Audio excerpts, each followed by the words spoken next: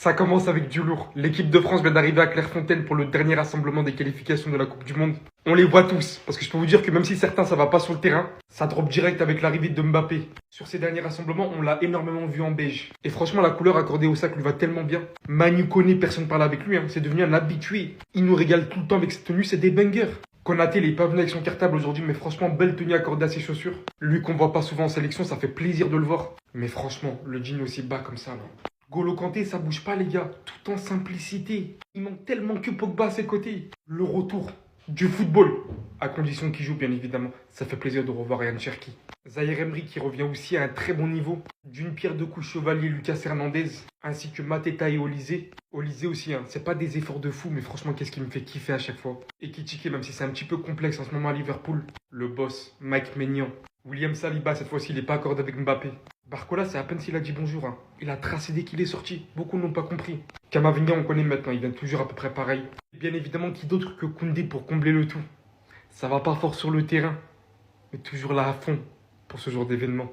Les gars, au bout d'un moment, faut se dire la vérité. La fashion équipe de France, excepté N'Golo Kanté, vient d'arriver à Clairefontaine et contre toute attente, Nkunku était le mieux habillé. Ça drop direct avec Jules Koundé, le chef de la fashion équipe de France. Toujours fidèle à lui-même, hein. Le sac, il est énervé. Franchement, 10 sur 10. Mike Maignan, il est frais. Mais regardez sa démarche. On dirait il va casser un tête avec quelqu'un. Franchement, ça va, 8 sur 10. Mais par contre, sa paire de lunettes là, j'aime beaucoup. On continue avec Lucas Chevalier. On dirait il est venu comme un espion. Lucas Chevalier, il prépare un braquage partie 2 du musée du Louvre. On active le mode rappeur. Olysée avec son garde du corps Mateta. Les deux, ils sont frais. Full Adidas et le sac d'Olysée là. Ah, j'aime beaucoup. Bad boy, what's up, my man? On continue avec Kamavinga, flow très simple, mais on dirait un mec de Châtelet. Lunettes, durag, ça lui va bien, mais en vrai de vrai, il s'est pas trop foulé. On enchaîne avec notre capitaine, Fashion Week beige activé. Le sac est accordé à la tenue. Les gars, il y a beaucoup de sacs aujourd'hui. Cherki, les frais sûrs et en dehors du terrain. Didier Deschamps, t'as intérêt à le faire jouer. Rendez-vous à la Wanderlust. Les gars, on finit avec le mieux habillé, Nkunku. Un flow Tariq Patrick dans Power. Dites-moi en commentaire votre tenue préférée des joueurs de l'équipe de France. This is a big witch town. L'humilité! L'humilité! Il n'y a pas de l'humilité ici avec Koundé. Koundé, même si vous mettez, tous les autres peuvent mettre tout ce qu'ils veulent, jogging et quoi que ce soit. Lui, il a décidé d'être Koundé, le roi des sapes. Si vous voulez ou pas, il va s'habiller comme ça. En tout cas, lui, il est obligé de s'habiller comme ça.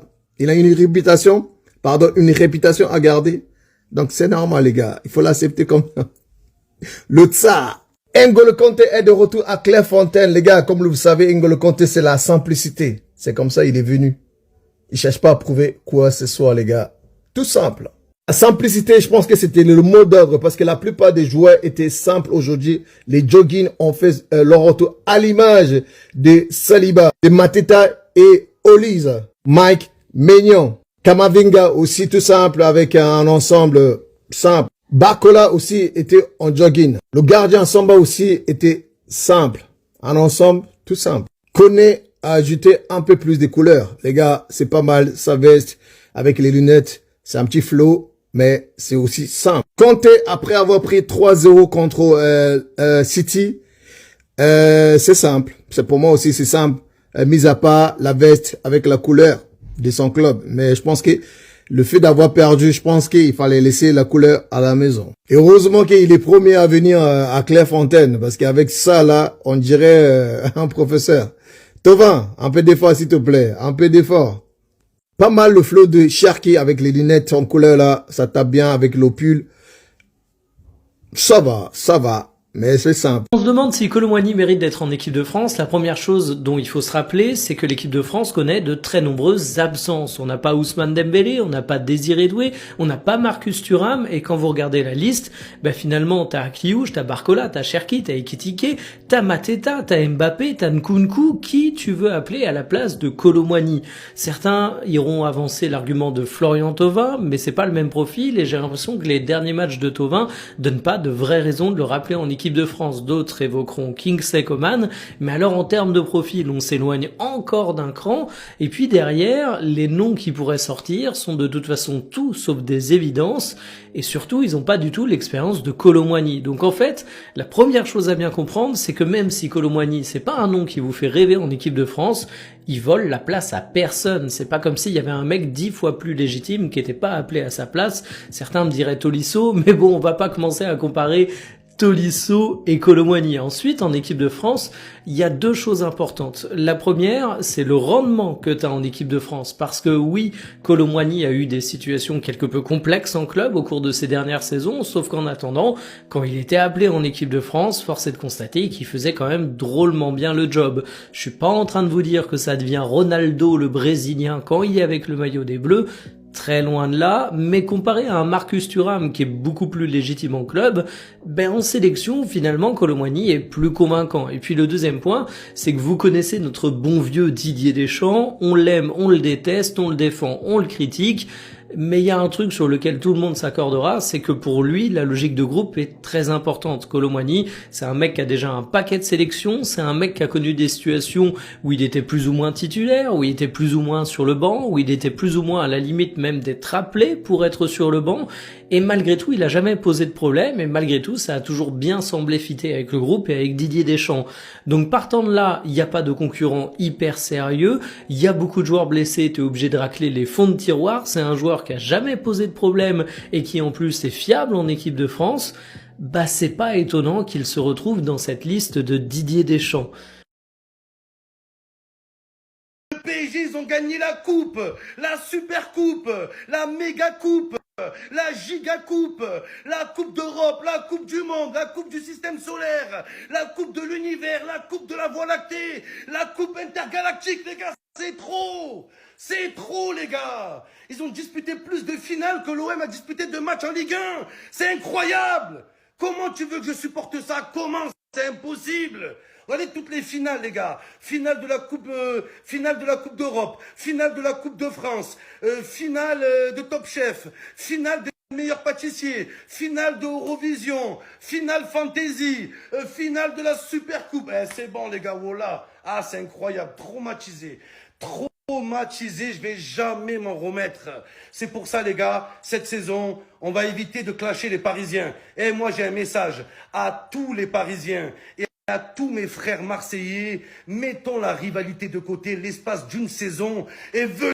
La justification, elle est bancale. Non, franchement, moi je t'aime bien, Lucas Chevalier, depuis le début, je te défends. Mais la justification, elle est... Pour ceux qui ne savaient pas, Lucas Chevalier a été accusé d'avoir liké un réel Instagram qui mettait en avant un choix politique, et notamment le parti politique, le Rassemblement National, parti de Marine Le Pen, Jordan Bardella, etc. À partir de ce moment-là, il y a eu énormément de polémiques, et voilà, il y a eu des tweets qui disaient c'est fini, Lucas Chevalier, c'est terminé, on ne veut plus rien savoir de lui, voilà. Donc il a enfin répondu sur son compte Instagram en disant « Les gars, voici sa justification ». Donc il dit « Bonjour, j'ai pu voir tout ce qui a pu se tirer à mon propos, etc. » Et sa justification, elle est telle. Il ne cherche pas à vous convaincre, mais il est désolant de savoir qu'en scrollant et en laissant un like sans s'en être rendu compte sur une publication et qu'au réveil de votre sieste pour préparer le match, vous êtes informé que votre image est salie de haut en bas pour une action accidentelle, ça m'emmerde. Donc Lucas Chevalier n'aurait pas fait exprès de liker ce tweet, mais je sais pas.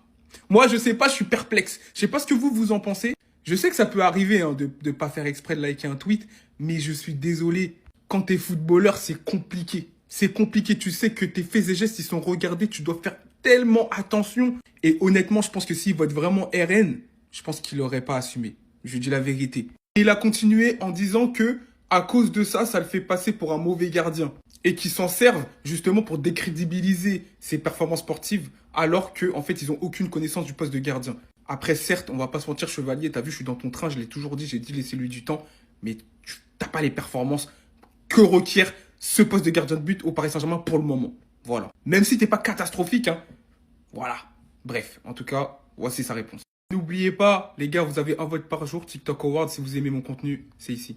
Il y a absolument plus rien qui va pour Axel Disasi. Et oui, dites-vous, en l'espace de seulement 3 ans, les défenseurs français passaient d'une finale de Coupe du Monde jouée à une saison totalement blanche où actuellement, il joue avec la réserve de Chelsea. C'est terrible. Oui, vous ne rêvez pas, Disasi joue actuellement avec les U21, donc la réserve de Chelsea. Et franchement, faut le dire, depuis la Coupe du Monde 2022, c'est extrêmement compliqué. Il a eu certes une bonne saison à Monaco, une bonne dernière saison à Monaco, mais sa première saison à Chelsea était compliquée. Et la deuxième, il a quasiment pas joué. Puis il a fait un prêt où là aussi, il a pas joué. Et il rejoint donc la longue liste des défenseurs français qui n'auraient jamais dû aller à Chelsea. Dans cette liste, on peut aussi mettre Badiashile, même s'il joue un peu plus que Disasi, c'est vraiment pas ça. Fofana, lui, c'est pas au niveau sportif, mais au niveau des blessures, il ne joue quasiment pas. Et même Malang Sarr, lui, c'est le pire de tous. Son entraîneur ne savait même pas qu'il était encore à Chelsea dans ces dernières années. Alors oui, je suis d'accord, c'est très compliqué pour Disasi, il a quand même 27 ans, mais rien n'est perdu. Par exemple, je vais prendre l'exemple de Malang Sarr qui a quitté Chelsea et qui s'est très bien relancé du côté du RC Lens en Ligue 1. Donc personnellement, moi je serais un club français qui chercherait un défenseur central, je tenterais le coup Disasi parce qu'il doit pas valoir très cher. Et peut-être qui sait que s'il retourne en Ligue 1, il se relancera et qu'il retrouvera même l'équipe de France, on sait pas. Parce que je crois que vous vous rendiez pas compte à quel point il a beaucoup joué en 2022-2023 sous Deschamps.